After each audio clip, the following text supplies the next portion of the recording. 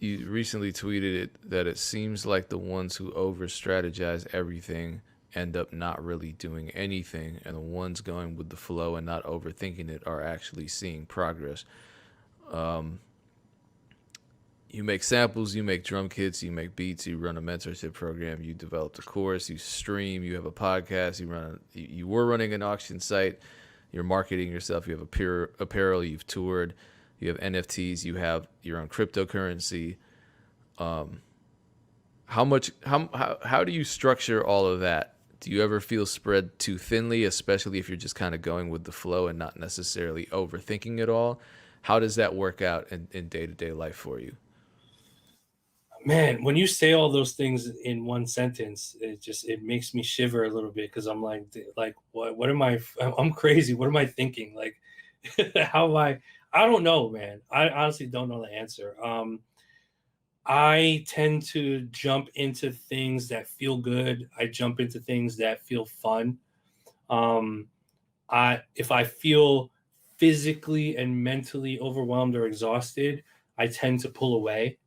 So I think for me, at least what works for me is I I tend to take action as quickly as possible on things that feel very exciting because I know that it's a 72 hour rule, right? This is what Drake talks about, but this is a different version of what Drake was talking about. The 72-hour rule basically is if you're excited to do something right now and you don't take action, 24 hours later, you're not going to feel as you'll still be excited, but you're going to kind of forget about it a little bit. You're not going to be as excited. 48 hours later, you're going to be even less excited about it. 72 hours later, you're going to completely forget about it, right? So I'm sort of the type of person to take immediate action on things that feel great. Let's put a cryptocurrency together. Fuck, let's go. Who do we call right now?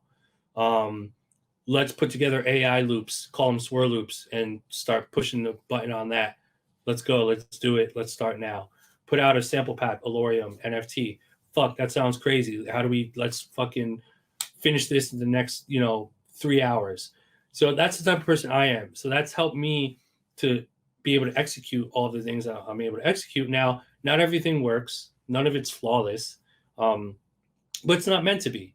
I think I'm a fan of jumping into things that feel good, feel right, trying them. Not everything's going to work. Some things will work, some things won't. The things that do work, you keep putting energy into.